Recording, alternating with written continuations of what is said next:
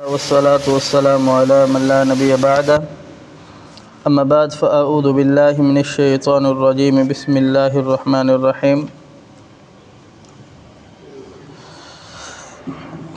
قال الله تبارك وتعالى فدلهما بغرور فلما ذاقا الشجرة بدت لهما سوآتهما وطفقا يخصفان عليهما من ورق الجنة وناداهما ربهما ألم أنهكما عن تلكما الشجرة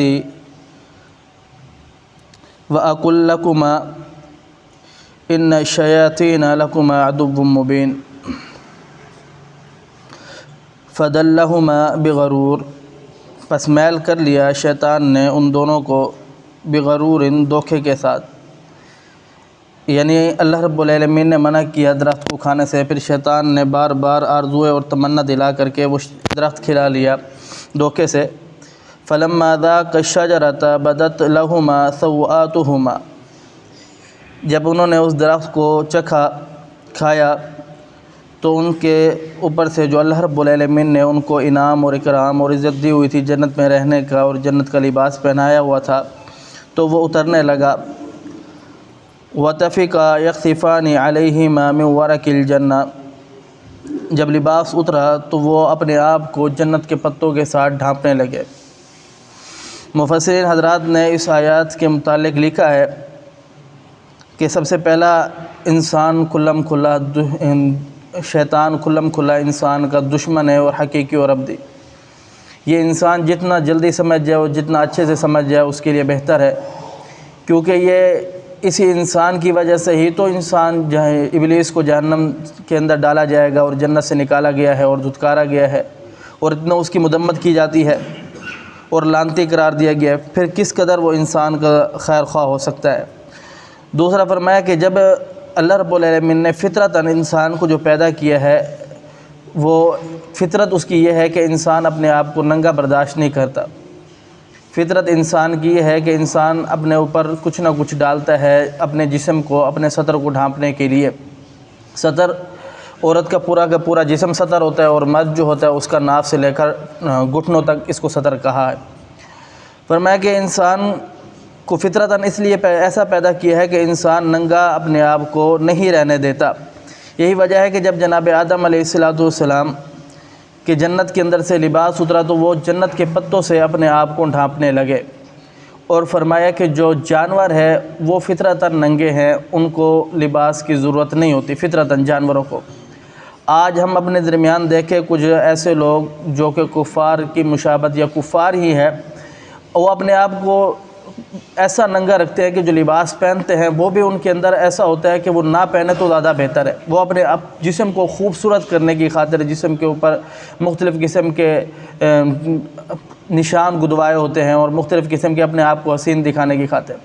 اللہ رب العالمین نے جو انسان کو نظام دیا ہے سطر کو چھپانے کا، یہ انسان کے لیے لباس انسان کے لیے بہت خوبصورت اور انسان کو مدین بنا دیتا ہے۔ اب یہ کفار کی یہ جانوروں کی مثال ہے، جانوروں کو فطرتاً اللہ رب العالمین نے ایسا پیدا کیا ہے کہ وہ ننگے رہے۔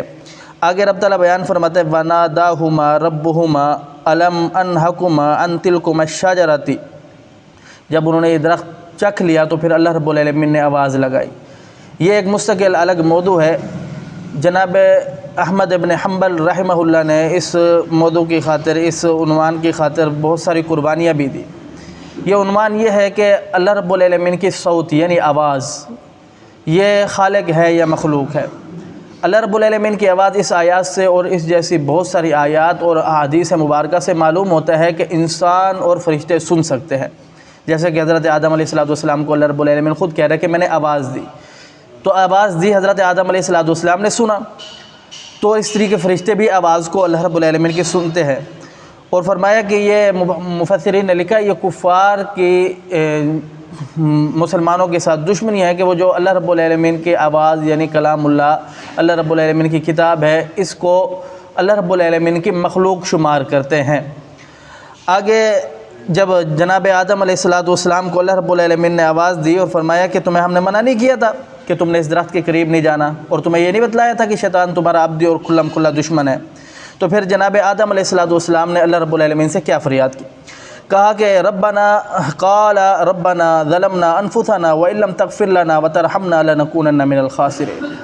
جناب آدم علیہ السلام نے اللہ رب العالمین کے سامنے یہ گزارش کی کہ اے ہمارے رب، ہم تو اپنی جان پر ظلم کر بیٹھے ہیں، اب ہم سے تو یہ غلطی ہو گئی ہے، اگر تو نے ہمیں معاف نہ کیا تو پھر ہم ذلیل ہونے والوں میں سے ہیں، خسارہ اٹھانے والوں میں سے ہیں، پھر ہمارا کوئی پرسان حال نہیں، پھر ہم ابدی ذلیل ہونے والوں میں سے، یا اللہ ہمیں معاف کر دے۔ یہاں ہمیں دو چیز سمجھ آتی ہے، ایک اللہ رب العالمین نے ابلیس شیطان کو کہا کہ حضرت آدم علیہ السلام کو سجدہ کرو، اس نے کہا نہیں میں کیسے سجدہ کروں، میں تو اعلیٰ ہوں،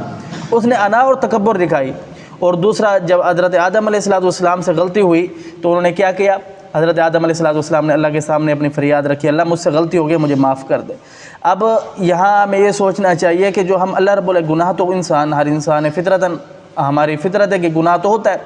جب گناہ ہوتا ہے گناہ کے بعد کیا ہم اللہ رب العالمین کی بارگاہ میں جاتے ہیں گناہ کی معافی مانگنے کے لیے؟ اگر ہم نہیں جاتے تو پھر ہم یہ سوچیں کہ ہمارے اندر یہ شیطانی صفت ہے اور ہم شیطان کے زیادہ قریب ہیں۔ اگر جاتے ہیں تو پھر اللہ رب العالمین بیان فرماتے ہیں سب سے زیادہ میں اس وقت خوش ہوتا ہوں جب بندہ گناہ کرتا ہے، گناہ کرنے کے بعد میرے پاس آتا ہے اور معافی مانگتا ہے، تو اللہ رب العالمین سب سے زیادہ اس وقت خوش ہوتا ہے۔ اللہ سمجھنے عمل کی توفیق دے۔ قل قولی ھذا استغفر اللہ لی ولکم ولسائر المسلمین۔